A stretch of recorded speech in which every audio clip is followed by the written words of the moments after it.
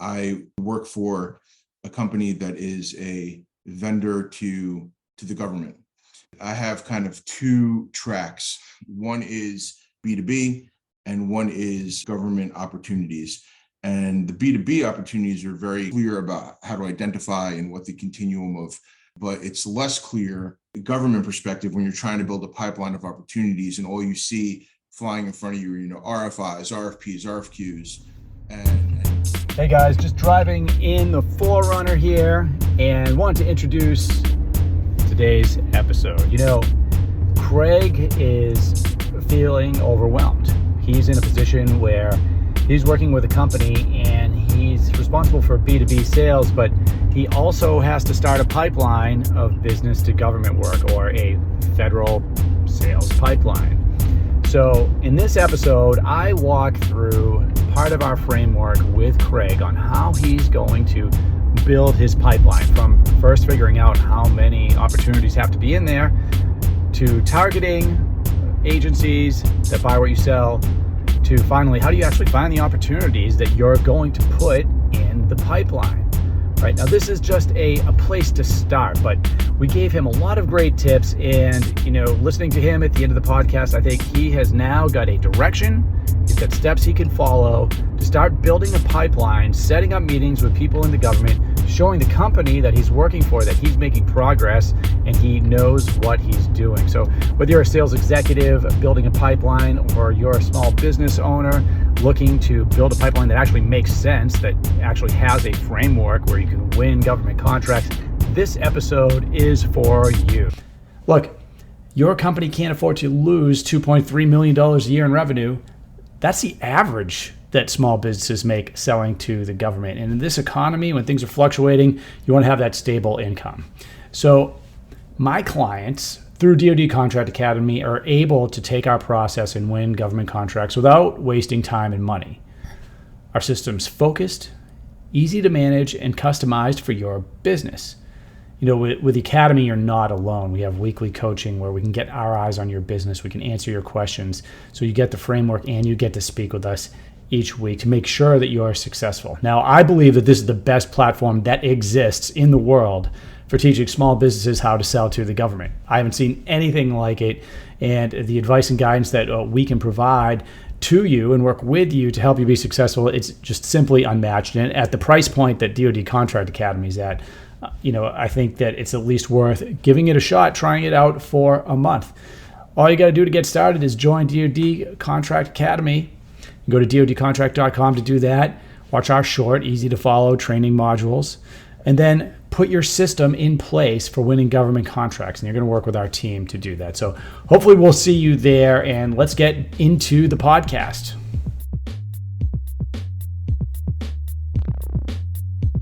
All right, guys, welcome to this week's episode of DoD Contract Academy.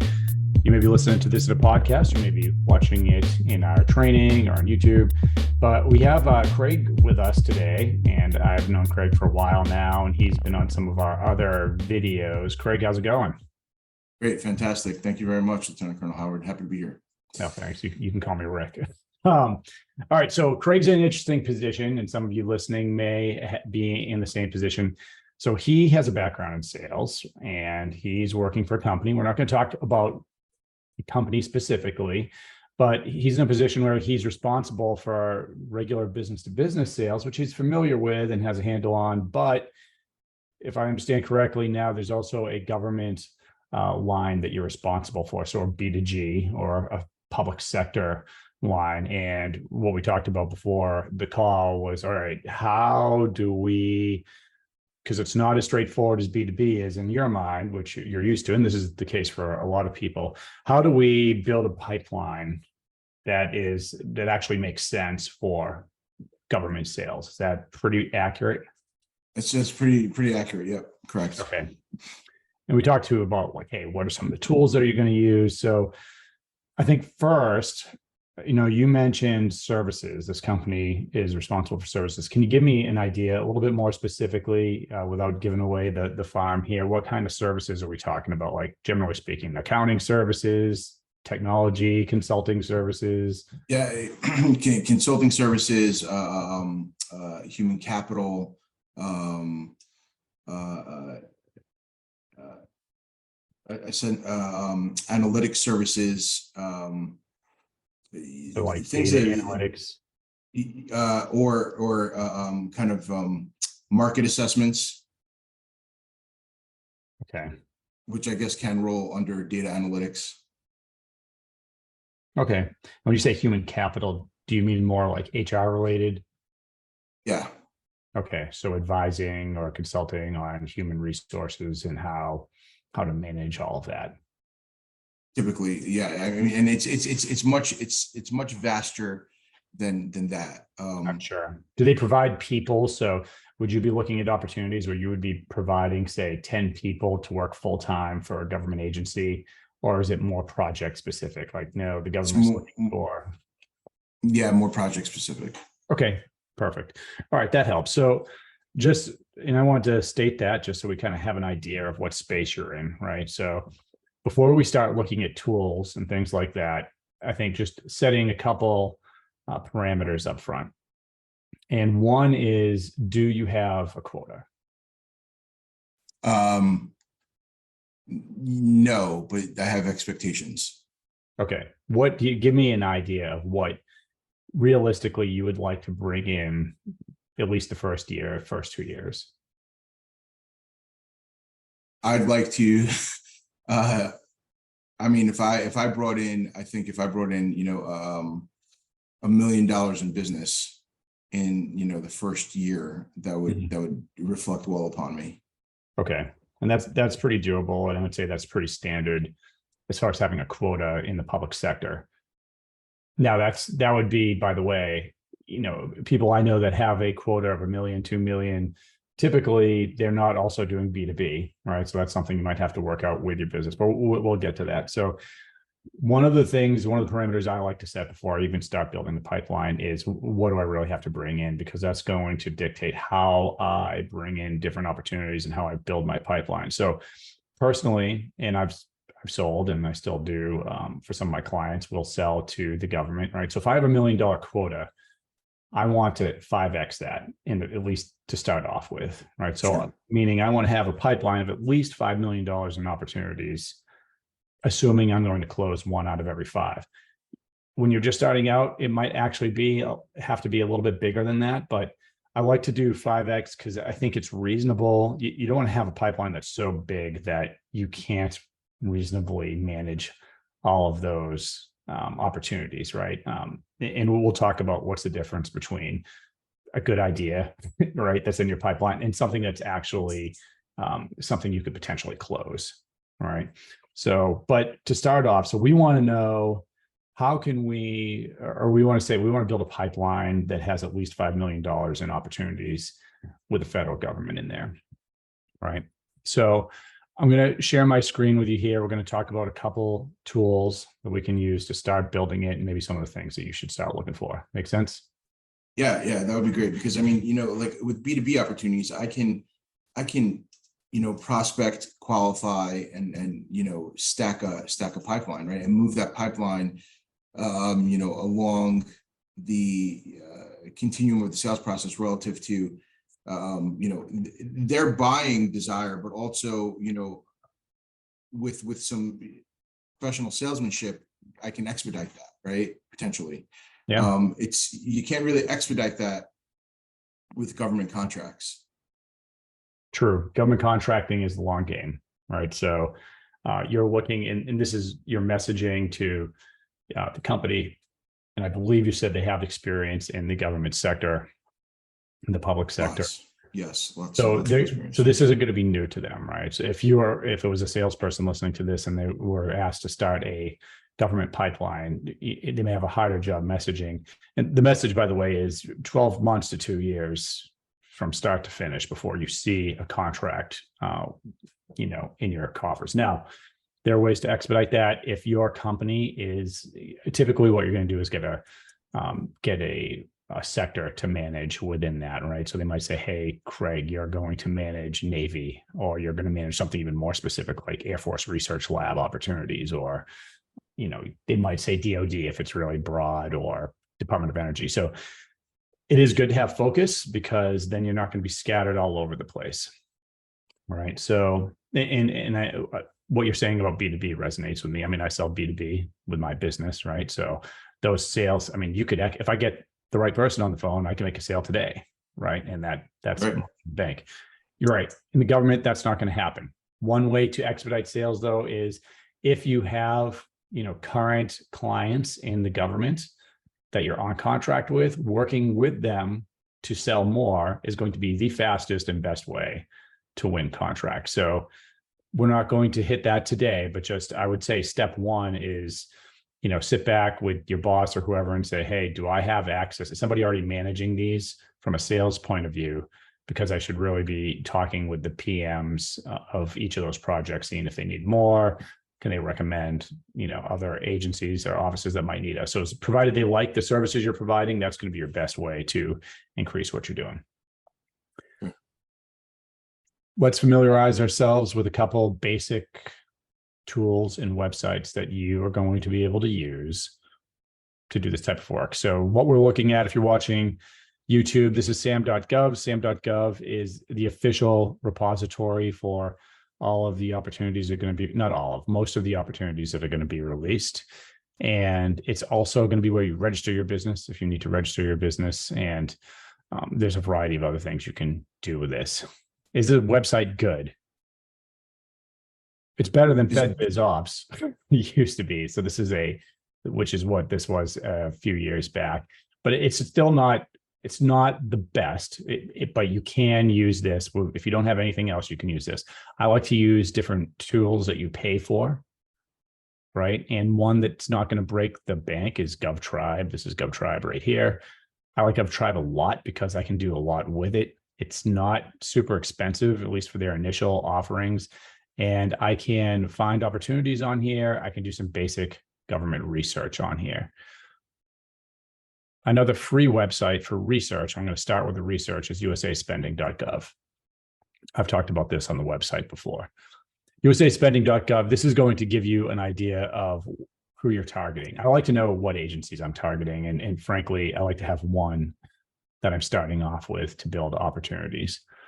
Now, a lot goes into this, right? You guys already have past performance and you're working with different agencies. So you need to do some research within the company and decide where you're going to focus, because I always start with a customer. But if you're starting from scratch, if they're just saying, hey, we just want new customers, new offices that we're working with, you could start here for free and do some research. So this is usaspending.gov. And what I would do is, let's see here. Under all fiscal years. So essentially, if anyone's listening to this, you can go into usaspending.gov. You can click years of spending. I'm looking at government spending over different periods of time. You could go back as far as 2008 with this date range, but what the government bought in 2008 is going to be different than today. So I want to know, hey, in the past couple of years, what agencies are buying what I sell. So now that the key is going to be, we need to figure out a fast way to look at some of the things that you're selling. So you said services, you mentioned HR. All right. So I'm looking at NAICS codes. Do you remember North American Industry Classification Codes? Yeah. And there's certain NAICS codes we work with. Okay. So do you know what those are? I have a list, but I don't have them, but I don't have it available to me right now. Okay. If we paused, I can, grab a couple. Okay. So, I mean, just as far as this is concerned, this is just a tutorial essentially on what you're going to search for. So you can pull the actual ones later. You can see here that, we have data processing services. We have other information services. Some of these aren't going to apply to you. Legal services may or may not, tax prep services, payroll services, but you can see just by typing services in, I'm getting the NAICS codes that cover a lot of different types of services. Human resources consulting services, maybe something that you guys do. Let's check this one. Okay. So essentially now by checking that, I'm just looking at what is the government spending, or what does the government spending look like from fiscal year 20, and the fiscal year for the government starts October 1st and ends at the end of September, to fiscal year 23, which we're in now. These searches aren't perfect. There's a lag in reporting. So, if I look at FY21's numbers only today, I would bet if I look at it next week, they're going to be slightly different, right? And that's because, a lag in reporting. That's because some agencies aren't reporting like they should be. And then there's just system things that I'm unaware of. I just know that number can change, but big picture, it's going to tell us what we want to know.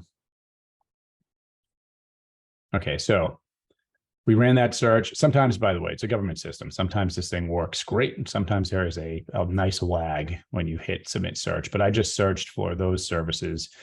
And over time, it's going to tell me for that NAICS code. And by the way, what you guys sell is going to be in a variety of NAICS codes, right? And in each of these NAICS codes, they're really broad. So there's going to be stuff in there that you guys don't do. And you're just going to have to look at each NAICS code and kind of understand. And then later, when you're really digging into the contracts in here and see, hey, are these contracts the kind of contracts that we're actually engaging on? So you might have to, it's an art form. You have to look at a lot of different codes, NAICS, PSC, product service codes, but this will give you a good start. I just ran the search. It says FY20, 714 million spent, 21, 779 million, 22, 860 million.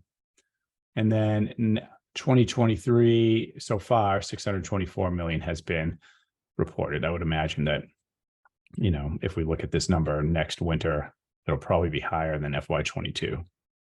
Okay, so that's telling you spending. I want to know big picture, who's doing the spending. So I can see here that Department of Defense is at the top, right? So they've spent $1.1 billion in that NAICS code as reported today. Today is August 2nd, 2023. So as of today, $1.1 billion since FY20 for this NAICS code, which is what is this NAICS code? Professional Scientific and Technical Services 5.4, followed by Department of Homeland Security. Now, this is what we'll get with USA spending. It will give us the sub-agencies, but that's pretty much is the best it's going to do, right? So the Army is spending a crap load of money, 966 million.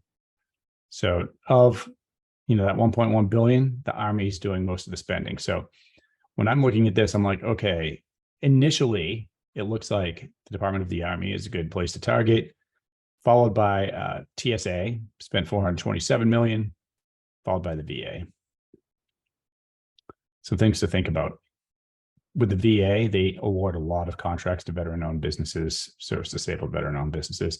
There are tools you can use to really dive in deep. So when I do a strategy for a business, I'm using a lot of different analytical tools to figure out, okay, and you can use USA Spending to do some of this. Does the Army, if you were a small business, I would want to know, I would run this exact same search only for small businesses. And that's probably going to change who I'm selling to, because some agencies you'll see, will award more to big businesses. Some will award more to small businesses. If you're a woman-owned small business, you can search for that. I'm assuming you're a large business that you're working for. Is that a good assumption or a bad assumption? No. We're a small business. You are, okay. So under 500 employees, and that's correct. Probably under 20 million, 25 million in revenue each year. Okay, no, that's good to know. So let's run the exact same search. And what we'll say now is I can look at recipient type. And it says here, business. Do you guys have any special designations? Woman-owned small business, veteran-owned small business? Women-owned small business. Oh, you are? Okay, excellent. So when I click on the women-owned business, I can now click over here under woman-owned small business. What this is showing is we just ran this under woman-owned small business. And Department of Defense Army is still at the top of the list. But of course, the number is decreased. So we saw that they had roughly, close to $1 billion. It was just under $1 billion. Oh, sorry. DOD was over $1 billion. Army was it was most of it, right?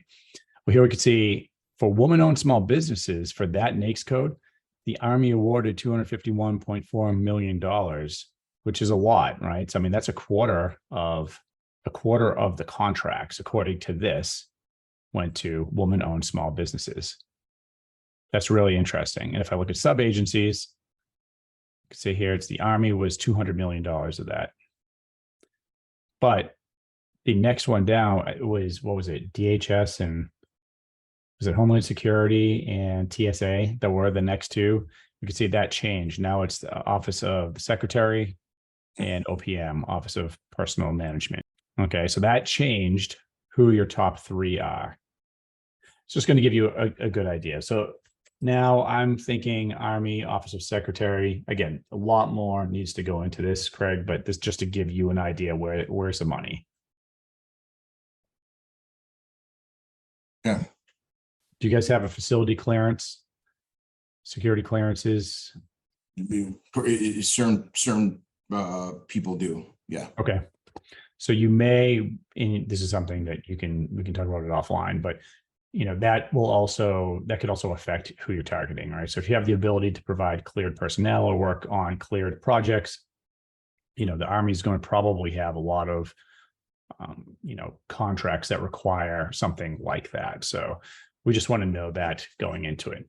Okay, so now we have an idea of the agencies that we're going to be targeting. So I'm just going over the free tools for you. SAM.gov, here you can, so you may have to get an account. Actually, I don't think you do need an account to actually look for contract opportunities. Let's try searching. For those of you listening, I'm on SAM.gov now. So I've just switched from usaspending.gov to SAM.gov. And we just want to look at how to find opportunities using a free tool. I just put that in there to get to like the real, I call it the real search screen. Again, I don't use SAM.gov when I'm searching for things. I use GovTribe. You can use something called Govly. So SAM.gov shows you a lot of, most of the opportunities that are out there, but something else, since you're selling to the government, does your company have a GSA schedule? Does your company have other contract vehicles? Those vehicles, if you remember, are essentially you apply to be on GSA.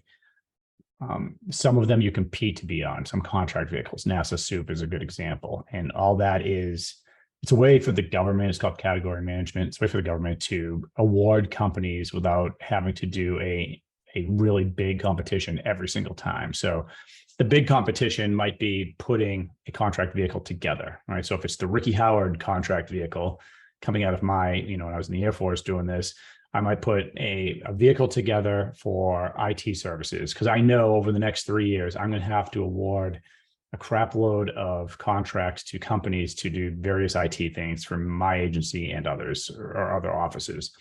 So instead of having to do a competition every time, I might say, hey, I'm putting this contract vehicle together. It has a $100 million ceiling, and these are the services. It's probably pretty broad. And then I might get 100 companies that apply to be on this.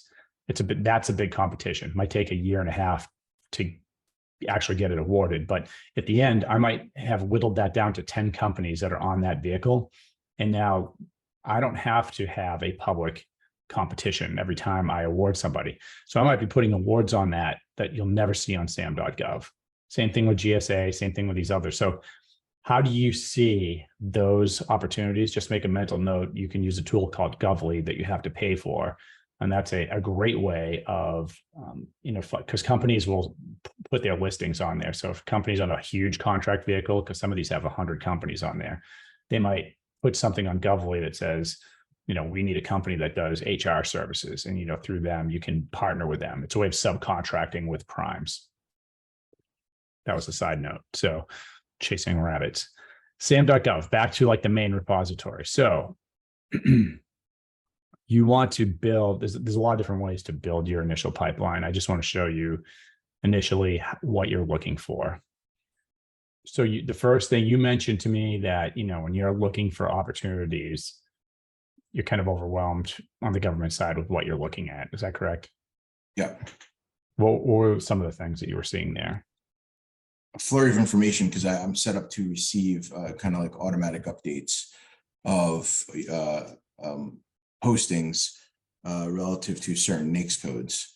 And so, when I look at those, it's just kind of like, sifting through all of them to, see if there's, something within all of that is appropriate for me to kind of throw into the pipeline. No, that makes sense. What I'm going to start off by looking at is sources sought. So you may remember from previous conversations, you're not looking for an RFP, because if you're looking for an RFP, that means that a lot of work has already gone into this by companies that are going to bid. The RFP, think of the RFP, the handcuffs are on the government, and they are now requesting proposals from companies. They already know what is, you have to bid on, right? All the requirements are set, the money's set. They've already done their market research, and that's key. The law prohibits the government from having special conversations with you or other businesses once that solicitation's out, because now it's an official solicitation from the government. They can't show any favoritism, right, or preferential treatment. That's where we get protests from. But there is a place for you to engage, and that's called the market research phase. So you want to focus on the market research phase. You want to focus on what comes before an RFP or a RFQ, request for proposal or request for quote. I don't let my clients bid on those or even look at them unless we've spent time talking with the office ahead of time so they know who we are. And usually we've helped shape those opportunities. So you want to help shape those solicitations. So we need to look for pre-solicitations. We need to look for requests for information and something called a sources sought. Now, if you're looking for RFIs, pre-solicitation, and sources sought, though, like you're really looking out far into the future. So this is a pipeline where there's like no immediate wins. Yes, you're correct. There is no immediate win. So there are, is it an accurate, which statement is accurate? There are, or there are not, ways to truncate the moment from which a salesperson doing B2G begins prospecting to the close of business. There just simply aren't, right? I would not have in your mind, your mindset has to be, this is the long game. You are not going to be on contract with the government next month. There's nothing you're going to do to put you on contract with the government next month. Because think about this, right? And this is true right now, right? The deals that I'm working right now, and this is true when I was on the government side. I have opportunities where I already have a contract with the government. I have the relationship. The government has said, I'm going to buy X from you. I have the money. I have the contract. And it's still going to take me 3 months to close that deal. Why? Because even though they're ready, there's 10 people that can say no and delay everything, right? There's not one person in the government that can say yes, like you can with B2B sales. Right. I can say yes. I can decide to buy something for my business today. And I can get someone to say yes and buy something from me. In the government, you can get the best you're going to get is the program manager to say, yes, I want to buy from you. Now they need a way to put you on contract that's legal, right? And that's probably either a competition or a contract that you already have with them. Let's take your current customers, which are going to be the fastest way for you to go on contract. If your company has a contract with the Air Force, if they have a contract with C3INN and Hanscom Air Force Base for services, and you get the program manager to say, yes, because you had a conversation, yeah, I could use this project. You recommend something you guys do. Or, we could use, a halftime FTE for one of your people for 3 months, right? And let's say that's $100,000 project. Well, that's great. And maybe they have the money and they have the contract. Even if they're ready to go right now, you have to have that conversation. If they were ready to go right now, you'd still struggle to get that on contract 30 days from now. It'd still probably take 2 months. I'd still probably put it out 2 months because it takes a while once they say yes. So, but you don't have that right now. If you're starting from scratch, you need to find an opportunity, right? Let's say you found an RFP that you're going to engage on. I'm just for the sake of, even though I told you not to do that. Well, that RFP, let's say the response was due in a month. You have to, first of all, put a huge proposal together, or even a small one takes a lot of time. They take that a month from now. Then they're going to review those. You might not even know till 4 months from now who the winner is. Let's just say that you won. Let's say 1% chance that you won without doing anything before that, or maybe nobody else bid on it.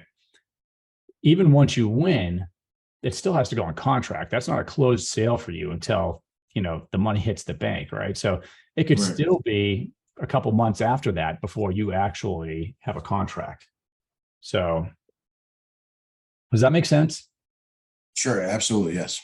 Okay. So you want to find things as early as possible. Okay. And there are some things that we can do. We can talk about like the faster things, but those are your current customers to start with. And then there are things called other transaction authority, which are a lot faster.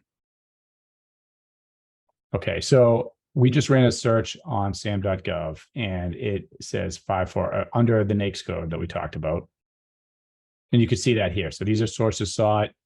Looks like these were all due already, July 27th. We can put a parameter in, at least with the tools that I normally use, that will be, for instance, and this is why I like to use other tools, because when I'm searching for RFI sources sought, I'm going to put something like offers due within the next 3 months, right? And that's going to eliminate some of the chaff. Now, does this mean you can't engage on these?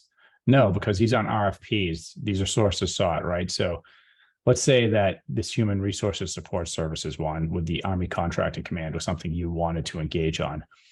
Response was due on July 27th. Today's August 2nd. Can you still submit a response? Yeah. No, you can. So you can. Okay. With sources sought and RFIs, it's not the same rules. RFPs, when you actually put a proposal in that you're going to be awarded a contract on if you win, those are excruciatingly precise. Yeah. If you submit late, you're done. If you don't write the proposal the way they asked you to do it, you're done. And we could talk about proposals later. But with RFIs and source, this is market research. This is the government saying, hey, I've got this human resources support services contract coming up, and I need to figure out how I'm going to write the solicitation. I'm trying to figure out, what certifications should the guys have? What past performance. There's a lot you can recommend. You're recommending to the government what they should do in the proposal when you respond to one of these. Now, they might be getting a lot of responses, they might not. So if I never recommend submitting late, but you can if you submit late on this, you're probably just going to get an acknowledgement like, hey, we got it. Now your goal, Craig, is with sources sought and RFIs is you're recommending things that your company does. Answer their questions. If they ask for something you don't do, I usually don't even bother answering that, or I will say that we have a partnership that will cover that. But I'm recommending things. If I have a woman-owned small business, right? You can recommend that they set this aside for a woman-owned small business. And what does that do for you? Well, that eliminates a ton of competition. Anyone that's not a woman-owned small business, right? If you have a GSA schedule, I recommend you put this on GSA. So there's a lot you could do. We can get into that. And I have other training on what to put into an RFI or sources sought response. But now, if I was going to engage on this with you, you would write up a quick, even though we're late, if it's perfect for you, you might write a quick response, send that to them. If it was on time, even better and preferable. And then your next thing is once they have it, now you've sent something in, I'm requesting a meeting. So I'm using this to get my foot in the door. I want to have actual meetings. Your job is to get meetings. If you one takeaway for anyone listening, for you, your job is to get meetings with offices that can buy what you are selling, that are authorized to buy what you're selling, have funding, and have a need. This is one way to do that. Okay. And I think from a sales perspective, right? Like anybody who's in a sales role, if you're getting meetings, right? Like you're accomplishing the task, right? Because like if this is a 12 to 18 month sales process or longer, right? In the absence of making the sale, activity is what matters, right? And you're showing the activity of doing the right things to kind of shape the opportunity. So, like for me, like getting the meeting is would be really meaningful. Two quick questions I have regarding the the RFI process. If if you submit an RFI, does that, if you reply to an RFI, does that have a positive or bearing or no bearing at all? I can't imagine that it would have a negative bearing, but does that have a positive bearing or a neutral bearing on your success with respect to responding to an RFP? And as a secondary question, if you miss replying to an RFI, but then you subsequently see the RFP released, can you still reply to the RFP had you not replied to the RFI? Okay, so one of the points of this drill, you want to respond to the RFI before the RFP. If an RFI is issued, you want to respond to it because your whole goal is respond to the RFI. If it's well written, it's going to influence what goes into the actual solicitation. And hopefully you can then get in a meeting with whoever is doing the hiring. You can't always do that, but you're trying to do that. By the time the solicitation comes out, they know who you are. They might have met with you. You might have done a demo with them. Hell, you might even get a sole source contract depending on how good you are in that pre-solicitation phase. But most likely you're not getting a sole source contract. You're going into competition. You're much more likely to win. If you miss that, and you're going to, because nobody, you would have to have a huge team not to see everything. And by the way, also every RFP doesn't have an RFI associated with it. So, but the RFP you can submit without having submitted to the RFI. Your odds of winning are not so hot. Hopefully that answers your question. It does. Thank you. Not a good. Many companies have tried and failed to sell to the government because they were only going after RFPs. And most companies I know that have succeeded are firmly in the market research phase, finding out about opportunities before their competitors or influencing them, and then going after the win. I did find where to put NAICS code to some of this product or service information. So you can see that right there. Now, if we add, there's a lot of different things out here. We could add, I'm looking at sources sought and pre-solicitation. And there's only 5 opportunities right now that are popping up. So this is a learning management systems services contract. It may or may not be good for your company. This is with Department of Energy, DOE. We can see this is solicitation, right? Mm-hmm. And it's due on the 11th. Now, if I'm looking at this, what's it telling me? It's telling me a lot of information, how they're going to award it, how they're going to award subcontract. It's going to have a bunch of attachments here that you can look at. What's the schedule look like? But here's the thing. You need to set up meetings, right? Who's this person? Well, now you have a procurement specialist. You have this person's all of the contact information, right? So you go into sam.gov, that's your or whatever tool you're using. I wouldn't use sam.gov because you're getting automated updates, right? Well, those automated updates you're getting, it's probably a paid tool that your company has purchased. It might be GovWin IQ. Hopefully it is. I think that's probably the best there is. And then it is sending you something based on a search, right? But you have the contact information. So that's how you set up meetings. But the best way, you don't want to just cold, and I've tried this, right? And I've been the victim of this on the government side. You can't just set up an email campaign to government people and expect to get anywhere. In fact, that could have the exact opposite effect of what you want. You want to understand their problem set. And that's why I like to look at RFIs and stuff like that. Understand the problem set, understand how you can help solve their problem. And now you're reaching out in a thoughtful way to tell them how you can help solve the problem. Hey, can I get a couple minutes? When you get on the phone with someone, there's no better way to determine if you are, if you're really in the running for something than to talk to them, talk about your experience. And you can get an idea. Do they have somebody in mind for this? Is there an incumbent?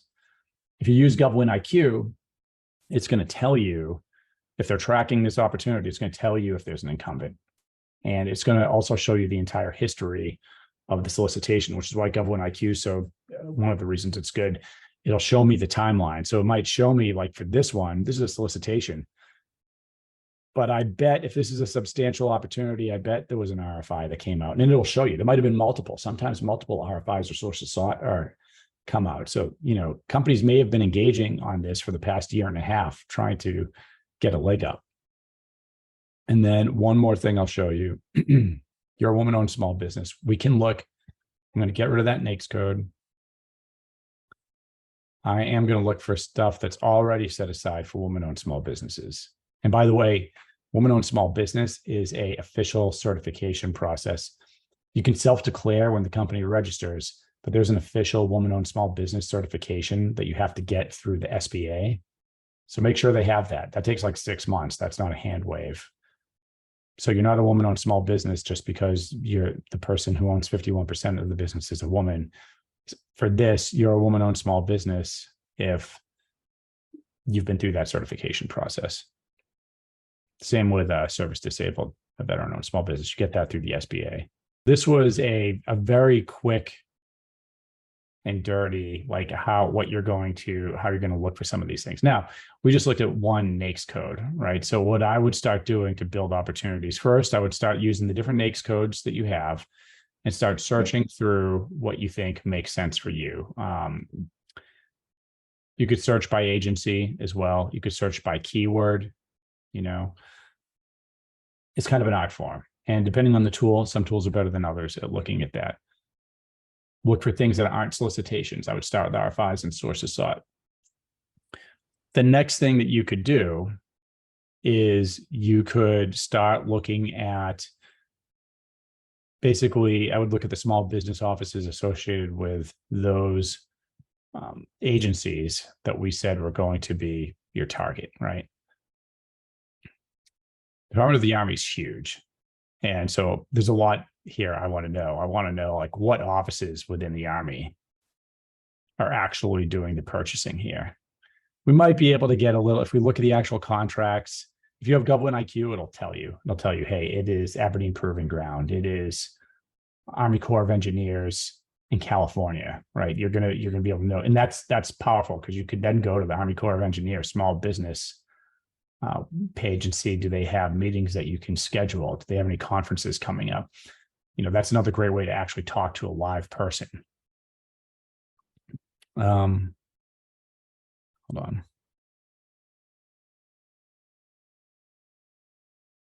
Right now I'm searching through actual contract awards on USA Spending to see if we can find a little bit more information as far as what office might be making the award. Here I have a screen that says agency details. It's just telling me awarding agency. Sometimes what you can do is take this, because this code, here it says Fort Knox, and MIC Fort Knox. I might just take this and plug it into Google and see what it tells me. It's also telling me the funding office, Department of the Chief of Staff, G1. All right, I just plugged that in and it gave me Mission and Installation Contracting Command, Fort Knox.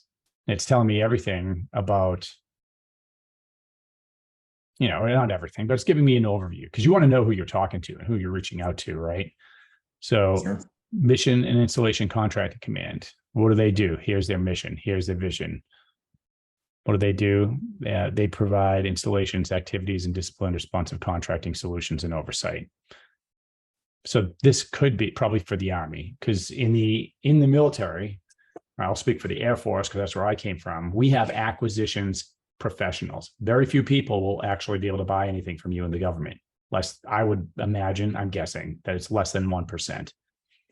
The only person that can actually award you a contract is a warranted contracting officer. And a warranted contracting officer is not the person who runs the project, but they are the person with the legal authority to commit funds on behalf of the US government. So think about it. I've used this before and I stole it from another podcast I listened to. I think it's called the Contracting Officer Podcast. It's a good one if anyone's listening to this. But what you could do is, so contracting officer is the priest of the wedding.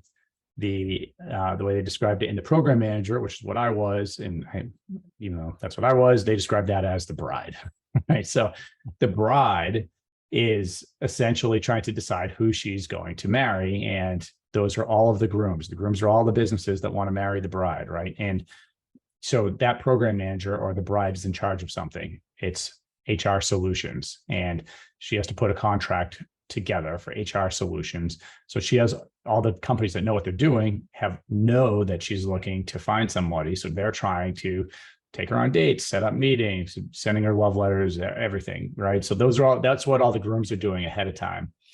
If you're just submitting a proposal, it's almost like you're showing up the day of the wedding, and she's already met, 30 grooms and kind of made her choice already. But anyway, so that bride. So when I was a program manager, I usually knew, I had a good idea at least what companies could do what I wanted them to do before that solicitation ever came out. In fact, they would help me write it. I would take pieces of information from them. So once I knew that, then I would work with the contracting officer, right? Hey, this is what I need the solicitation to look like. They put the legal stuff in there. They do the competition. I may or may not be involved with selecting who's going to. I certainly had a lot to do with it, but if there's a big review, then there'll be a team of people that score the proposals. And then the contracting officer commits funds on behalf of the government and puts your company on contract. But then they back off, right? They're just putting companies on contract. Now the bride, the program manager, they're the ones you're working with, and they own your destiny. So you want to talk to them ahead of time. You want to work with them after, because they know what's coming up. Their job is to take, the government has a problem and we have money and we need to fix it. And they have to figure out how to do that. And then they use a contracting officer to put you on contract. So two different skill sets. Going back to this Army Fort Knox MIC website, one of the things that I'm looking for when I go to a website like this is there a way in for me, right? So I'm just looking at their, the menu here or the directory, I guess you could say. I want to know if there is a small business office. I'm looking through those solutions. Nothing's popping out at me right now. That doesn't mean there isn't one. Does every government agency have a small business office? Usually several, like sometimes like an acquisitions base will have one just for that base. And then the Air Force might have an overall small business office. Army. So now I'm just Googling Army MIC, MICC, small business office. I've got to hop off here in a couple of minutes. Sure.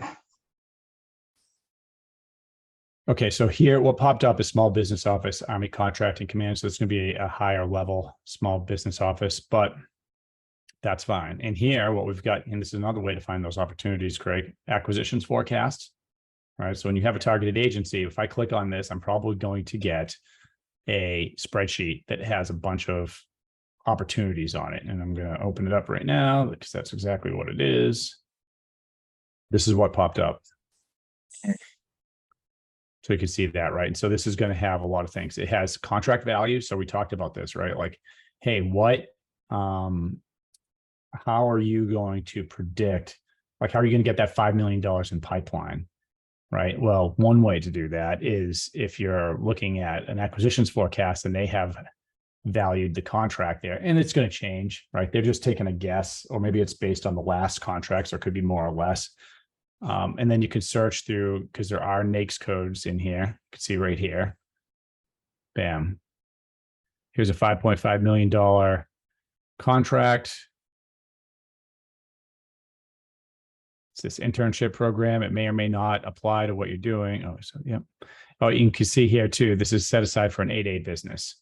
So if you wanted to go after this, if you looked at it and you're like, hey, this makes sense for us, then you would have to partner with an 8A to get it, because you're not 8A. At least I don't think you are. Again, you're going to have other NAICS codes. So you're going to see stuff in here that, also makes sense for you guys. You can see here this program management, programmatic support services. This is a huge contract, right? So this is probably providing a ton of people to a base to do PM work, program management work. Blanket purchase agreement. Again, this is something. So I would go in there. I would start taking a look at stuff like that. I would look through the website like this. So I'm back on the small business website. This may give you, look at AMC, small business offices. So it's giving you different small business offices to reach out to. And a lot of these will also give you a way to set up a meeting, or at least go to a initial, hey, this is what our command does. This is how we recommend you go after different opportunities. Make sense? Sure. One Oh, thing look at this. before, Look I at don't this. know, Small business appointment request. I would go to this website and set up a meeting. where's that? I'm not seeing it. Oh, right in front of me. Small business appointment request. Download this And form. does that need to be tied to a specific opportunity, or can you just make such a request to go in and introduce yourself? Not this one. You can, this is a small business appointment request. So I would fill out the form and submit. But what I would do is I would take a good look at that, that opportunity forecast and find a couple things on there that you're interested in, and maybe look and see if there are contracts that exist that they're just replacing. Is it a new opportunity? It might even say in the spreadsheet, new opportunity, old opportunity, etc. There's a good way to start building that pipeline. Okay. We have a minute left. Has this been helpful for you today? Absolutely. Very, very, very enlightening. Great. So go ahead. One quick question, if I could, in the last minute. You mentioned not only these small business offices, but you also use the word conferences to go to and introduce yourself to people. What such conferences would come to mind? That is a research drill you're going to have to do. I don't waste my time with conferences unless I know that it is a agency that I'm targeting that's having the conference. I like to go to conferences that are sponsored by the government, not by okay.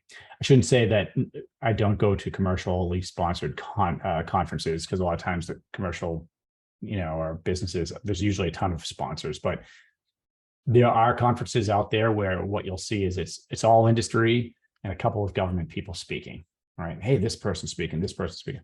That's great. Kind of a waste of time unless you're going to have a subcontracting only approach. I want to go to conferences. For me personally, I like to go to ones that are very heavy in government attendance. AFCEA does sponsor some of those where you'll get some good government participation, but I would look at the commands. You can go to a meeting like this and ask them, hey, are there any conferences that you guys sponsor? A good one that I like is, Air Force Mobility Command has the ATA, it's the Tanker Airlift Symposium or conference that they have every year. And everybody loves to go to it. I mean, it's a party for all of the mobility guys. And so what you get there, by contrast to a mainly industry and a few government people event, you go to ATA and you have an industry showroom floor where you have all your, booths and all of that, but you have thousands of military that are going to conferences all day long. And then at night they are drinking and they're playing ping pong and, squash ball, whatever the hell they're playing in the back there. They have bands and, it's good for me as a former military. I see a lot of people there that I used to know. But what's awesome for you is you get in one place, I'm getting the users who can't buy what you sell, but the users might see what you sell and say, hey, this is great. You're getting some contingent of acquisitions folks who actually could put you on contract. Then you're getting requirements people. So those are, I think, in the military, colonel level people that actually are in charge of pots of money, in charge of deciding what the users need and if they're going to spend money on it. And you also get like very senior leader. Last time I was at this, we had COCOM commanders, which, these are very high ranking generals in charge of combatant command. So, and all of these people, getting all of that in one place is very rare. So being able to do that, you could have a user say, that's awesome. Talk to the requirements person. That's great. We want that. Talk to the acquisitions folks. We can put you on contract. Let's set up a meeting next week. Right. I mean, that whole process could take you 8 months if you hadn't gone to that contract. So, or that contract. Right. So, all right, I've got to run. Yes, my recommendation for you is do that research drill specific to your NAICS codes. Start checking out the websites associated with each of the commands that you would be targeting. And I would start building a pipeline of, for starters, probably $5 million, but you don't want just one opportunity that's 5 million. You want multiple opportunities. And then you're looking for things that are like RFIs and sources sought. When you're on SAM.gov, you can review acquisitions forecasts and you can start setting up meetings. I think that's probably enough for you to go on right now. Thank you very much. Cool, man. All right. And hold on. I'm going to stop recording here in a second. Thanks everyone for checking out DoD Contract Academy this week. Head on over to dodcontract.com if you want to learn step-by-step the process from registering your business all the way to closing contracts. Join DoD Contract Academy, watch our modules, build your pipeline, start engaging, winning those contracts. We will see you next week.